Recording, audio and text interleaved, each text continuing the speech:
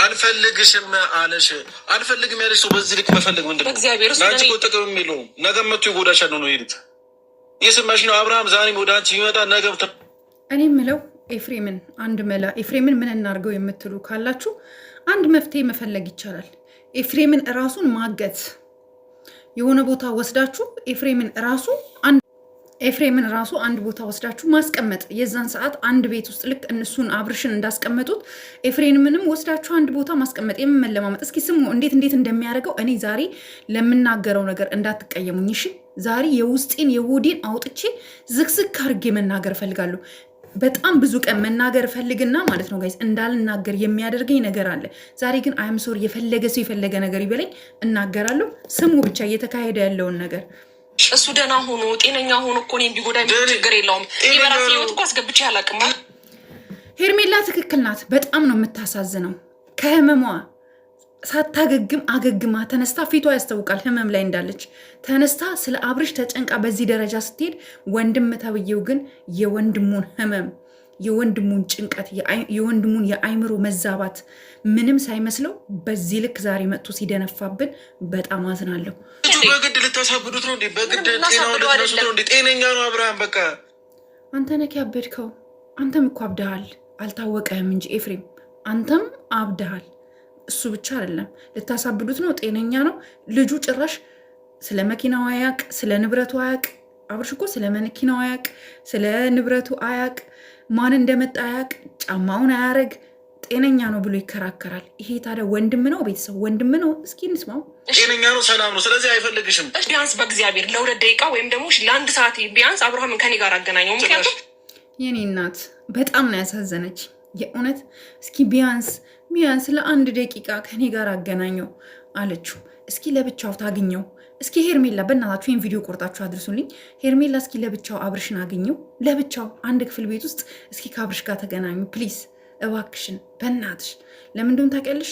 ምናልባት ከነሱ እጅ ከወጣ ከዛ አካባቢ ትንሽ አንድ ስቴፕ ራቅ ካለ ወደ ራሱ ተመልሶ ብዙ ነገር ሊያቅ ስለሚችል ማለት ነው። እስኪ እንደ አንድ ሴት አንድ ነገር አንተ ቢገባ ለአንድ ሰከንድ ካሁን በኋላ ከአብርሃም ጋር አትሆኝም። ለአንድ ሰከንድ ከዚህ በኋላ ከአብርሃም ጋር አትሆኝም። እናንተ ብዙዎቻችሁ ስፔሻሊ አንዳንድ ሴቶች የሩታ ቤተሰብ ነን የምትሉ እየመጣችሁ እኛን የምትሰድቡን ኮመንት ላይ የምትስቁብን፣ ስፔሻሊ የሩታ ቤተሰብ ሆናችሁ መታችሁ የሩታ አድናቂ ሆናችሁ የሩታን ፕሮፋይል አድርጋችሁ መታችሁ ኮመንት ላይ ስስቁብኝ በጣም ነው ማዝነው። እኔ የምስቁ ከዚህ በኋላ አለ ለአንድ ሰከንድ እንኳን አብርሃምን አታገኙም ብሎ አስረግጦ ሲነግራት፣ እናንተ ወንድማችሁ ቢሆን አብርሃም በጭንቀት ሲጨነቅ ምንም ነገር ሳያቅ በድኑን አብርሃም እኮ በድኑን ነው ያለው። በድን ታውቃላችሁ? ምንም ነገር የማያይ የማይሰማ ስለምንም ነገር የማያቅ ምንም አይነት እስትንፋስ የሌለው እንደማለት ነው።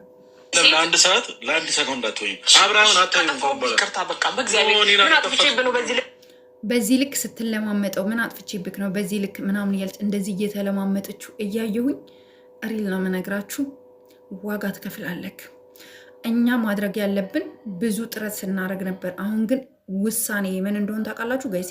የኔ ውሳኔ ኤፍሬም መታገት አለበት። በቃ ይሄ ነው መሆን ያለበት። ቢኮዝ ለመሰላችሁ እሱ ራሱ ለብቻው እና አቤል ይሄን ማድረግ ትችላላችሁ። አቤል እባክህን ኤፍሬም የሚፈራውን ሰው ሳይሆን መምጣት ያለባችሁ ኤፍሬምን ራሱ ማገት ነው ያለባችሁ። ትላንትና ይዞ ሲመጣ ብቻውን ሲውል ለምንድን ነው ያላገታችሁት? ለምን አላገታችሁትም? የዛኔ እኮ በጣም ጥሩ እኮ አጋጣሚ ነበር ታውቃለህ። አሁንም ቢሆን ወደ ቀልቡ እስኪመለስ ድረስ እኛ እንፋታችሁ። ልክ ግን ኤፍሬም ላይ እንደዚህ ጨካኝ የምትሆነው በእግዚአብሔር ምንም መቅለስለስም ሆነ ምንም ሆነ መቅለስለስ አይደለም። እግዚአብሔር እኔ በጣም ከልቤ ነው። ይኸውልህ አንተ ግን ለሴት ልጅ እንኳን ክብር የሌለክ ለሴት ልጅ እንኳን የምር ለሴት ልጅ እንኳን ክብር የለክም እኮ ኤፍሬም። ለሴት ልጅ መቅለስለስ ትላታለህ እንዴ? መቅለስለስ ትላለህ እንዴ?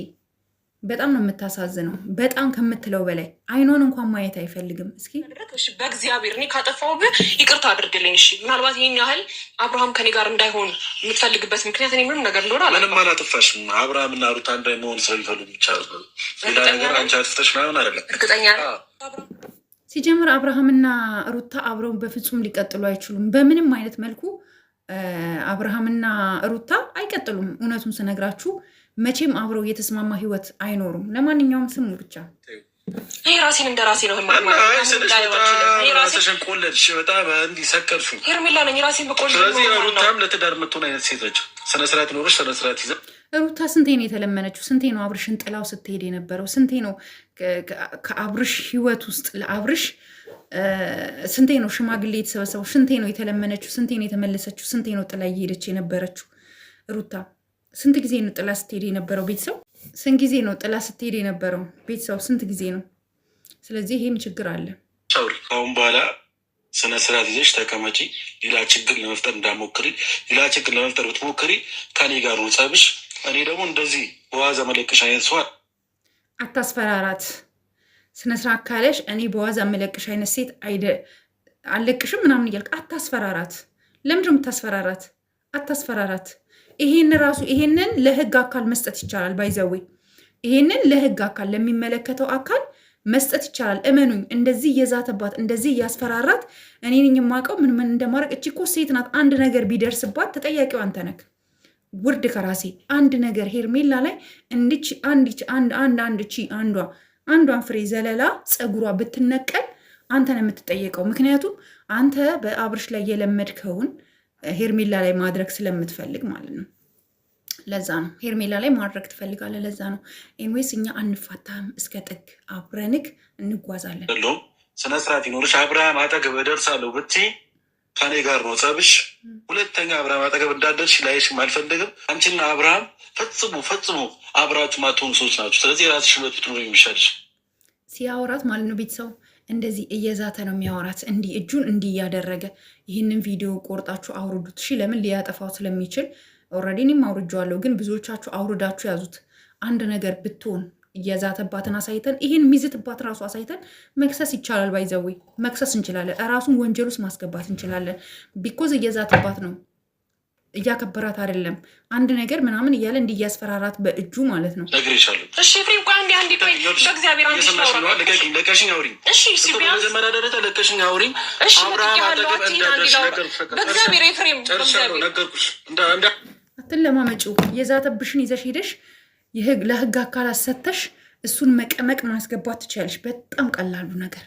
ኦኬ ሄርሜላ፣ ይሄንን ቪዲዮ ሼር አድርጉላለ። ሄርሜላ መጨረሻ ላይ የዛተብሽን ዛቻ ቪዲዮ ቆርጦ ሊያጠፋው ስለሚችል አውርጂና ይሄው በዚህ መልኩ እየዛተብኝ ነው ብለሽ ለህግ አካላት ስትሰጪ ሸቤ ይወርዳል። አንድ ሳምንት እንኳን ቢታሰር በዋስ እስከሚወጣ ድረስ፣ ምክንያቱም አንቺ ለደህንነት ይፈራለሁ ካልሽ ገባሽ አይደለ? የዛን ጊዜ ይደነግጣል ማለት ነው። አንድ ሳምንት ቢታሰር አብርሽን በእጅሽ አስገብተሽ አብርሽን ጸበል ወስደሽ አብርሽን አድነሽ ጤነኛው አብርሽ፣ የድሮ አብርሽ፣ መኪና የሚነዳው ቤት ውስጥ የሚስቀው የሚጫወተው ከአንቺ ጋር የሚሳሳመው አብርሽን መመለስ ትችያለሽ። ይሄ ነው መፍትሄው። አትለማመጩ፣